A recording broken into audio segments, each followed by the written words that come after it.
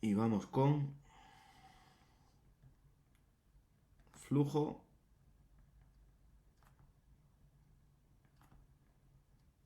en campo magnético.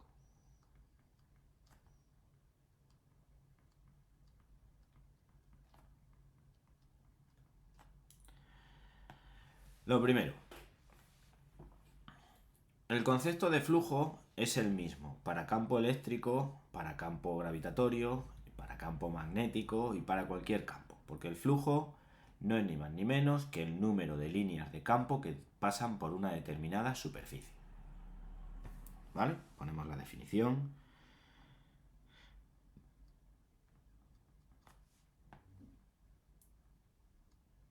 Número de líneas de campo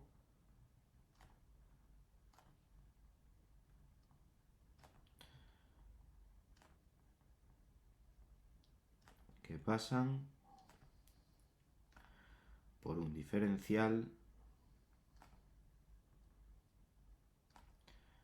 de superficie. ¿Qué ocurre? Que en campo eléctrico y en campo gravitatorio esos campos son conservativos. Entonces se puede aplicar el teorema de Gauss para el cálculo del flujo a partir del campo que se genere, a partir del campo eléctrico o a partir del campo gravitatorio. Pero el campo magnético no es conservativo. Es un campo que no es conservativo. Entonces, ¿cuándo se genera flujo a través, cuándo se genera flujo en un campo magnético?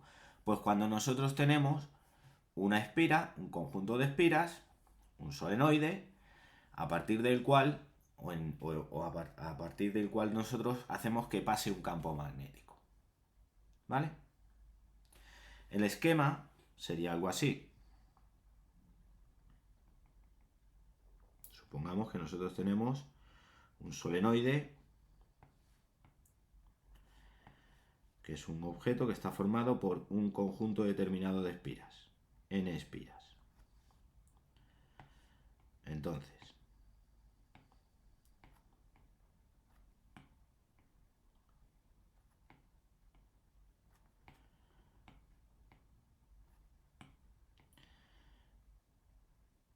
este conjunto de espiras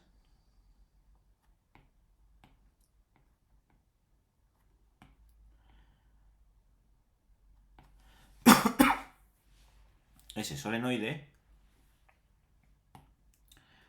tiene un eje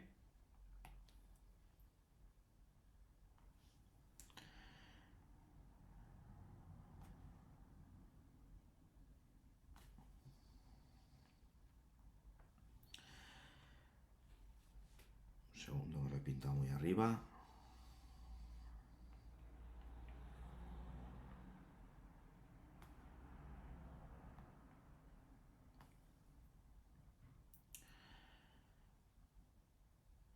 A partir del cual nosotros podemos determinar la superficie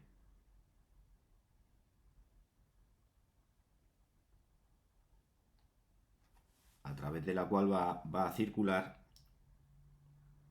o va a pasar ese flujo. El vector de superficie es un vector que siempre sale perpendicular a la superficie. Ese sería nuestro vector de superficie. Ahora supongamos que nosotros hacemos pasar un campo magnético a través de ese solenoide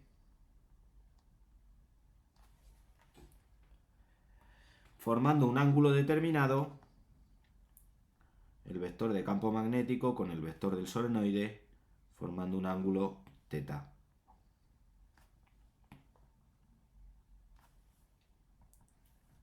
¿Vale?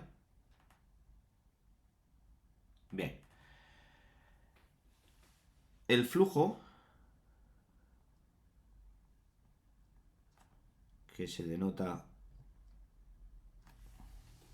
con ese simbolito, letra griega, sería igual a la integral de B por el diferencial de superficie. Si nosotros integramos, a partir de esta integral tendríamos que el flujo sería igual a B por la superficie y por el coseno del ángulo que forman.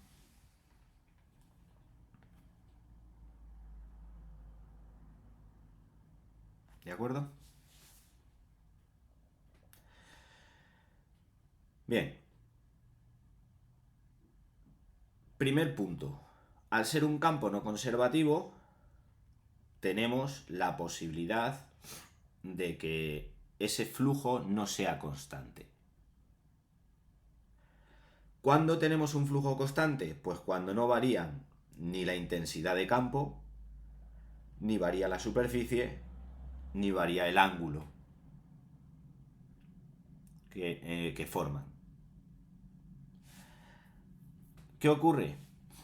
Lo siguiente, que hay una serie de factores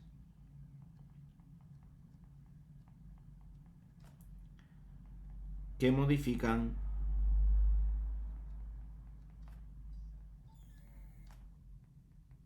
el flujo. Y los factores no son ni más ni menos que aquellas posibles modificaciones que tengamos en la intensidad de campo, que tengamos en la superficie o que tengamos en el ángulo. Por lo tanto, el primer factor sería un campo magnético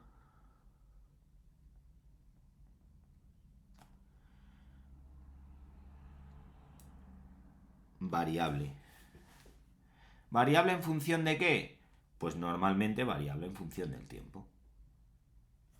Por lo tanto, pasamos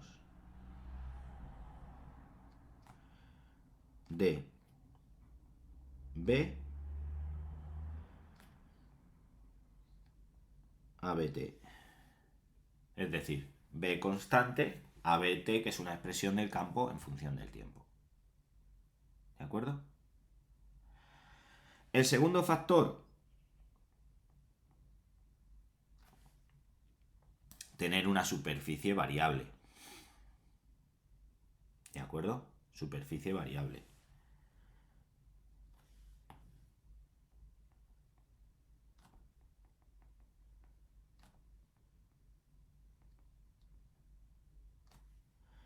Con lo cual pasaríamos de S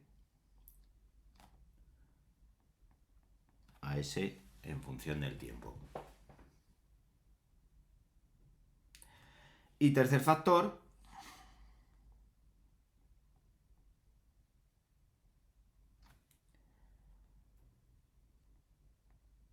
ángulo θ variable. Entonces pasaríamos de tener un ángulo constante a tener un ángulo en función del tiempo, y esto solamente se puede expresar mediante una velocidad angular de rotación por el tiempo. ¿Vale? De tal manera que el flujo, cuando tenemos un campo magnético variable, pues sería BT por la superficie, que es constante, y por el coseno del ángulo, que sería constante. Si tenemos superficie variable, pues tendríamos el campo magnético por la expresión de la superficie en función del tiempo y por el coseno del ángulo θ.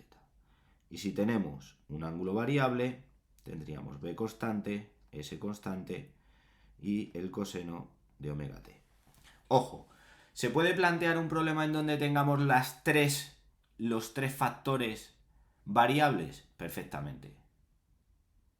De manera que podríamos tener un ejercicio en donde tuviésemos un campo variable, una superficie variable y un ángulo variable, y el flujo, por tanto, sería igual a la expresión del campo en función del tiempo por la expresión de la superficie en función del tiempo y por la expresión del ángulo en función del tiempo.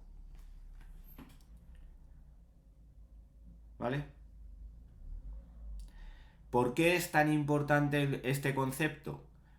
Pues muy sencillo. Porque a partir del concepto de flujo se establece que cuando nosotros tenemos un campo magnético que realiza o que tiene un efecto sobre un conjunto de espiras o sobre una espira, sobre una superficie, en esa superficie se genera una diferencia de potencial.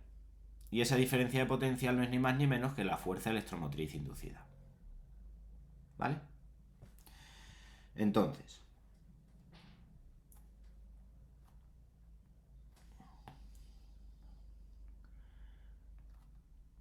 fuerza electromotriz inducida por un campo magnético.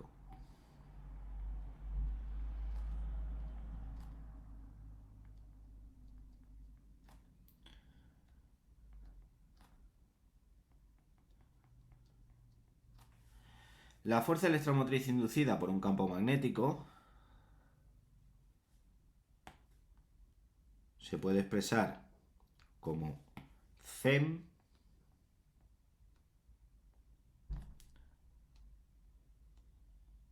o como Y.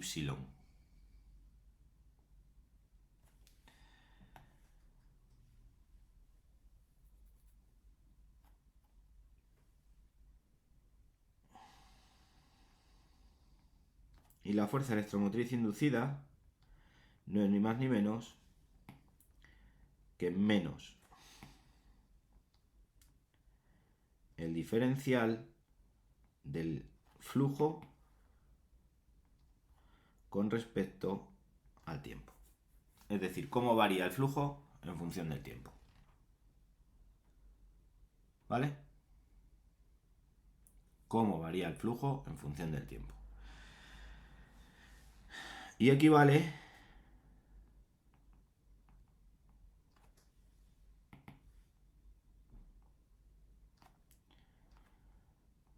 a la diferencia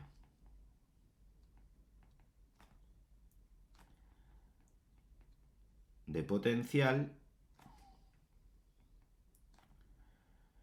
que existe en un circuito cerrado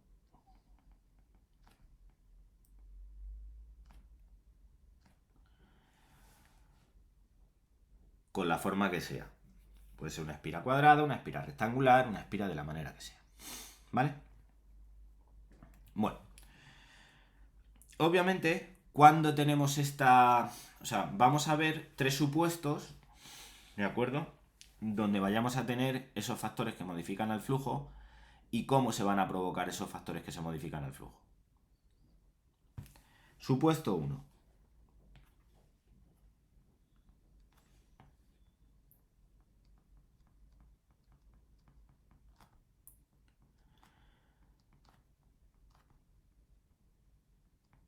Campo magnético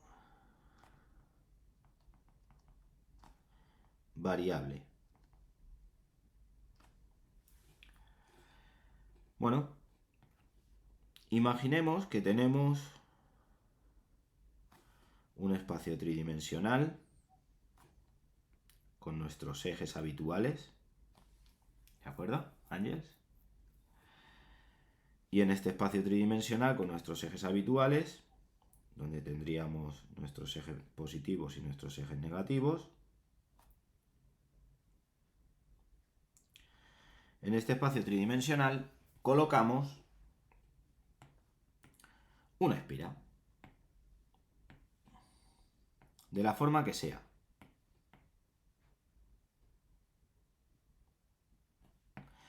¿Vale? Podemos colocar una espira cuadrada, podemos colocar una espira circular, podemos colocar una espira como nos dé la gana a nosotros. Yo voy a colocar una espira cuadrada. O bueno, voy a colocar una espira circular y lo hacemos con más gracia. Bien, supongamos que esa espira está en esa situación. Acuérdate que esto es el eje X, esto es el eje Y y esto es el eje Z. ¿De acuerdo? Bien, esa espira no cambia de tamaño, ¿cierto? Y esa espira al no cambiar de tamaño, pues sabemos que su superficie va a ser esta superficie.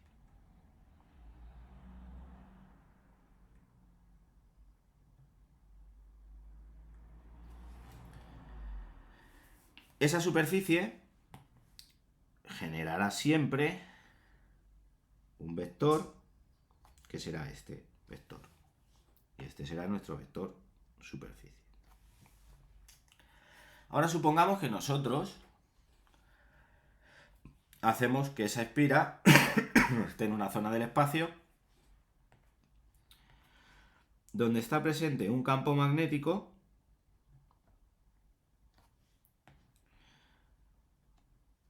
pero que este campo magnético varía en función del tiempo. ¿De acuerdo? Bueno, pues ese campo magnético que varía en función del tiempo va a provocar que el flujo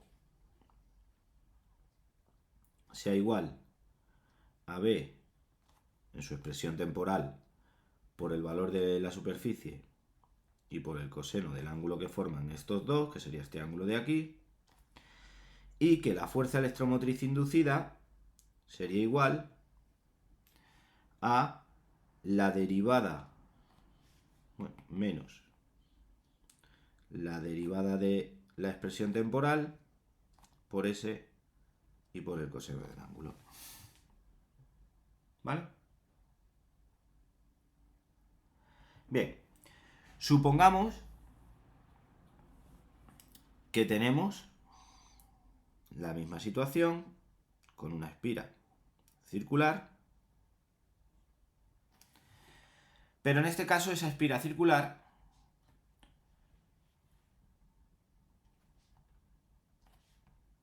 no va a estar quieta, sino que va a estar rotando con respecto a ese eje. Es decir, esa espira va a ir haciendo así, tac, tac, tac, tac, tac, tac, tac, va a ir dando vueltas. ¿Vale?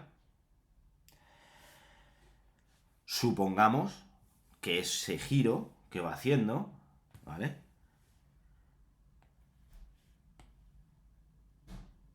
Nosotros vamos a tener que este vector, que es el vector de superficie,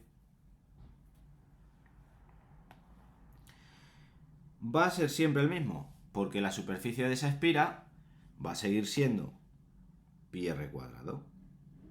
Siempre. Al ser una espira circular. Lo que no va a ser lo mismo va a ser el ángulo que forme, supongamos que tenemos un campo magnético que inicialmente se sitúa aquí.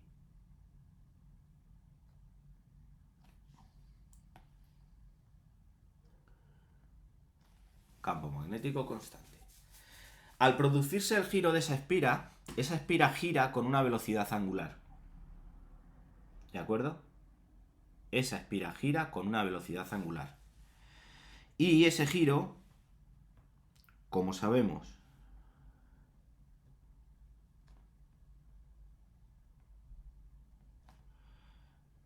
que el ángulo va a ser igual a la velocidad angular por el tiempo, el flujo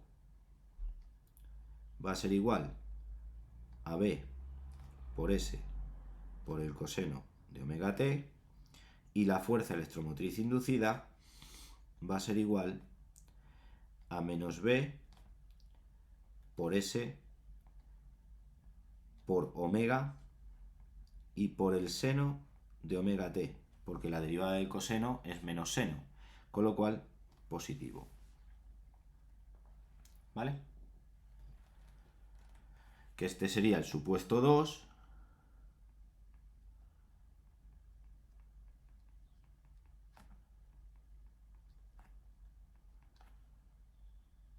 con un ángulo variable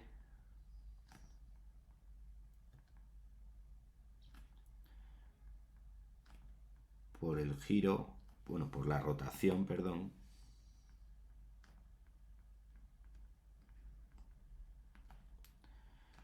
de la espira sobre uno de sus ejes. Ojo, esa espira puede girar alrededor del eje Z o también puede girar alrededor del eje Y, que también se va produciendo un cambio en el ángulo de la superficie. Si gira con respecto al eje X, no hay cambio, ¿entiendes? No hay cambio de ángulo, porque siempre vamos a tener, la espira va a estar girando así con respecto al eje X y no vamos a tener un cambio de ángulo con el vector de campo magnético. Pero si giras con el eje, sobre el eje Z, sí vamos a tener un cambio de ángulo con respecto al eje, y si giras sobre el eje Y, también vamos a tener un cambio de ángulo con respecto al campo magnético y a la superficie. ¿Vale? Supuesto 3.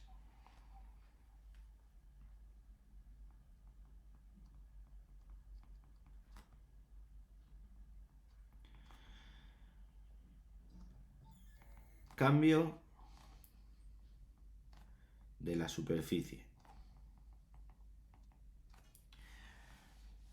En el supuesto 3 vamos a hacer un esquema que es el esquema típico de todo problema. Supongamos un circuito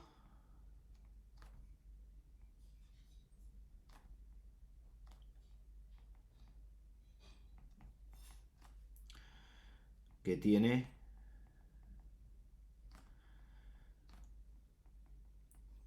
la siguiente forma.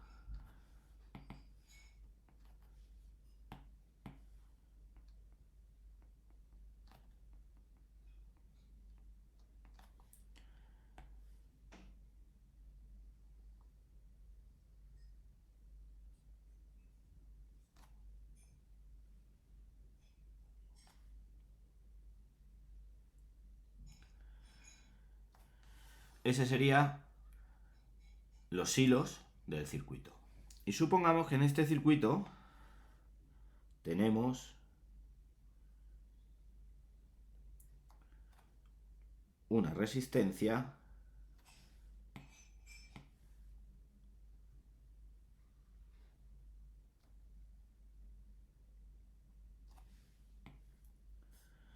colocada en un extremo del circuito.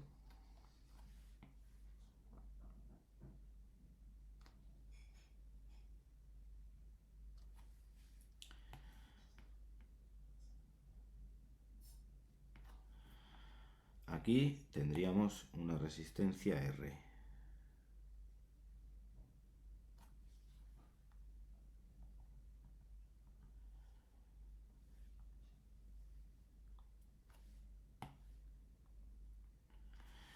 Bien, por tanto, en ese circuito, si hubiese una intensidad de corriente, podríamos determinar que a partir de la ley de Ohm, la resistencia con la intensidad de corriente nos da una diferencia de potencial con la cual podríamos trabajar. Ahora supongamos que nosotros colocamos ese circuito en una superficie donde exista un campo magnético saliente o entrante, me da igual. Este sería el vector de campo magnético. ¿Vale? Y tenemos unas líneas de campo magnético que pasan de esa superficie. Y ahora, establecemos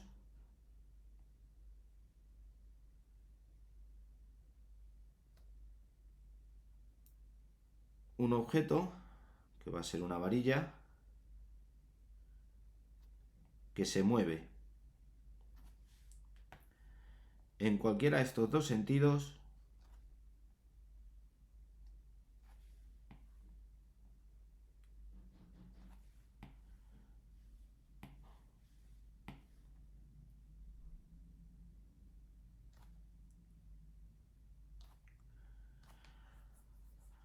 de tal manera que al producirse el movimiento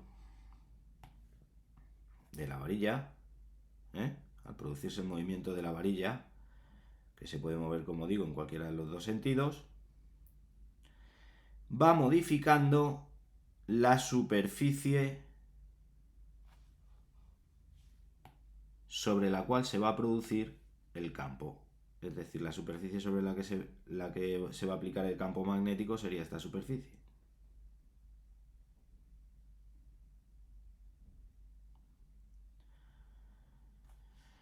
Esta varilla tiene una longitud L y esto de aquí tendría un valor X. De tal manera que la superficie, cuyo vector sigue siendo el mismo de toda la vida, sigue siendo este vector,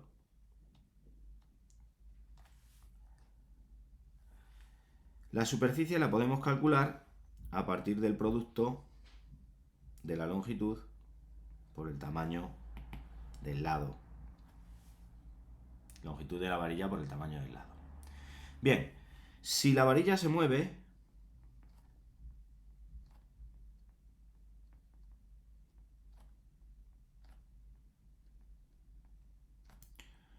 lo puede hacer con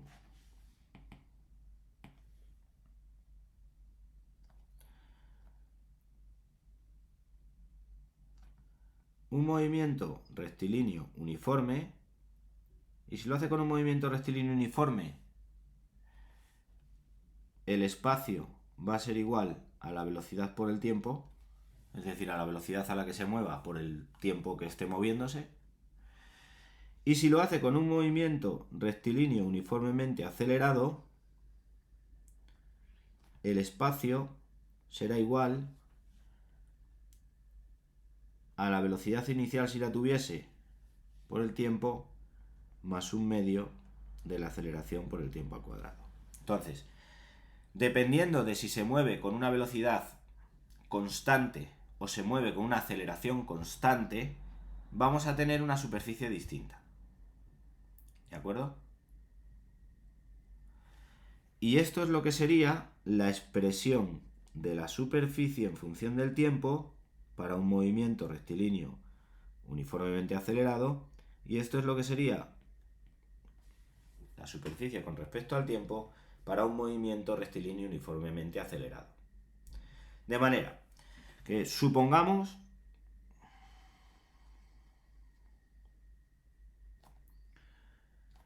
un movimiento rectilíneo uniforme. Supongamos que la varilla esa se va a mover con un movimiento rectilíneo uniforme. ¿Vale, Ángels? El flujo sería igual a B por la velocidad de desplazamiento por el tiempo y por el coseno del ángulo. El coseno del ángulo, el ángulo va a depender de si el campo magnético es saliente o es entrante. ¿De acuerdo? Porque si el campo magnético es saliente, el ángulo es de 0 grados. Y si el campo magnético es entrante, va a ser de 180 grados. Y la diferencia es que el coseno de 0 es 1 y el coseno de 180 es menos 1. ¿Vale? ¿De acuerdo, Ángels? Entonces tenemos que ver si el campo es saliente, es decir, el coseno de este ángulo de aquí con ese ángulo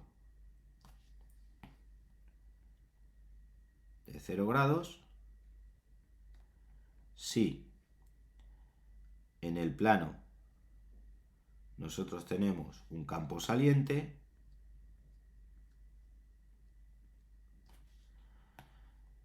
o de 180 grados si tenemos un campo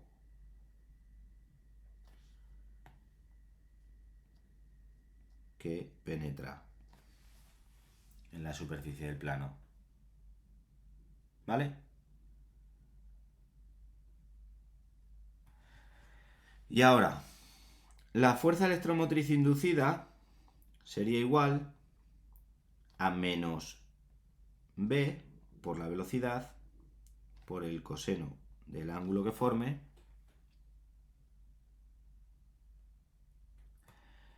y esto equivaldría a la diferencia de potencial del circuito. De manera que aplicando la ley de Ohm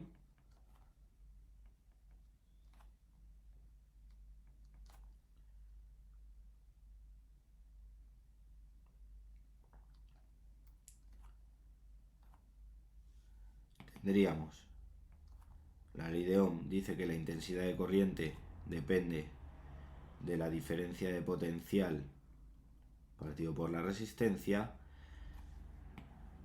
¿vale? Por lo tanto, la diferencia de potencial sería igual a I por R, ¿vale? Y si nos piden calcular la intensidad, podemos calcularla. Si nos piden calcular la resistencia, podemos calcularla. ¿Lo hemos pillado?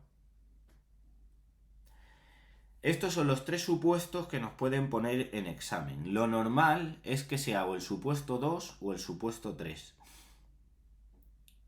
¿Vale? Lo normal es que sea el supuesto 2 o el supuesto 3.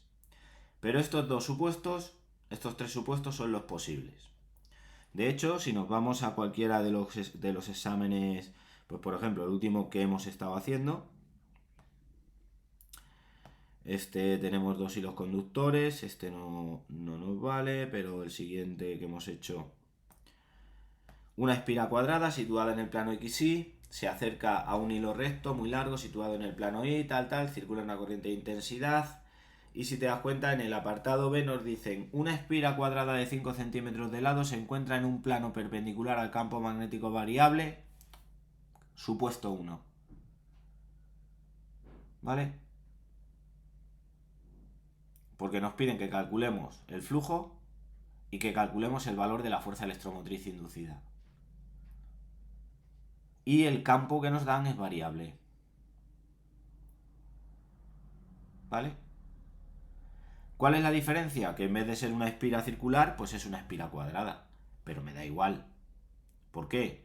Porque me estás diciendo que la espira se encuentra en el plano perpendicular a un campo magnético variable. Por lo tanto, yo me voy y digo, vale, como se encuentra en un plano, aquí tenemos una espira circular que está en la misma situación. ¿Entiendes? Campo perpendicular, pero en vez de ser eso, es cuadrada. O sea, que en ese ejercicio, por ejemplo, pues nosotros haríamos nuestro esquema a partir de que la espira sea cuadrada. Dibujamos una espira cuadrada.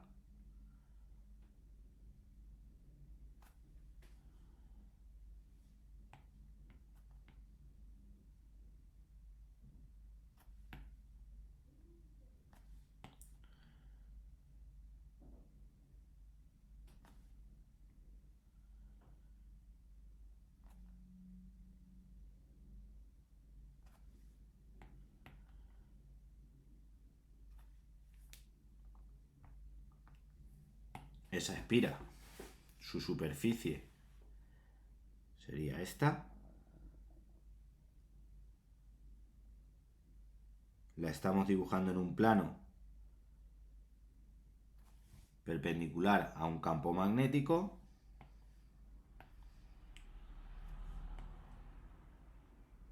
Este sería el vector de campo magnético. Y este vector nos están diciendo que es 6t cuadrado más 1.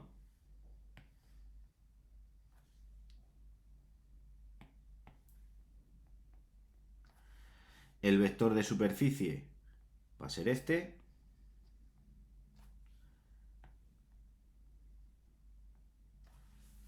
¿Vale? Con lo cual el ángulo que forman es de 0 grados. ¿Cuánto valdría el flujo? Pues el flujo sería igual a BT por la superficie y por el coseno de 0. O sea que el flujo sería igual a 6t cuadrado más 1 por la superficie, que es 5 por 10 a la menos 2 al cuadrado, porque creo recordar que el lado tenía 5 centímetros. ¿Cuánto vale la fuerza electromotriz inducida? Pues como la Fm es menos la derivada del flujo con respecto al tiempo, pues sería igual a menos la derivada de la función de flujo con respecto al tiempo por la superficie. O sea, que la Fem sería igual a 12t por 5 por 10 a la menos 2 elevado al cuadrado. ¿Lo pillas? Pues fíjate qué chorrada, que es lo que nos están pidiendo, pues luego nos pide calcule el valor de la fuerza electromotriz inducida en la espira en el instante t igual a 10 segundos. Bueno, pues para t igual a 10 segundos, la fuerza electromotriz inducida sería igual a menos 12 por 10 por 5 por 10 a la menos 2 teslas, perdón, voltios.